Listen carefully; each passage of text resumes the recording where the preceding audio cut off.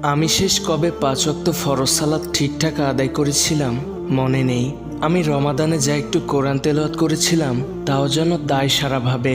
আমার সাথে আমার রবের দূরত্ব দিন দিন বেড়েই চলেছে। ইমানি হালত তো যাচ্ছে তাই। এসব রোগের রোগী আমরা সবাই, কিন্তু রোগ তখনই মারাত্মক রূপ ধারণ করে যখন প্রেসক্রিপশন জানার পরেও উপযুক্ত মেডিসিন নিতে অনাগ্রহী হয়ে যায়। পরিবার বোঝে না, সহমত নেই, সমাজ বোঝে না। এত এত দায় চাপিয়ে দিনের পর দিন আমরা কেবল স্ক্রলিং করে যাই, অথচ প্রেসক্রিপশন জানান দেয় যতটুকু সম্ভব সেই সময়টুকু জন্য দোয়া করা যায়। অথচ কি করছি আমি, আপনি? যতটুকু মূল্যবান সময় সেটুকু যান্ত্রিক দুনিয়ার লাইক কমেন্টে দিয়ে যাচ্ছি। কিন্তু চাইলেই সে সময় কোরআনের কয়েক পাতা তেলাওয়াত করা যেত, চাইলেই সালাতে আরেকটু সময় নিভৃতে বসে থাকা যেত। ভালোবাসা মানুষকে বদলায়।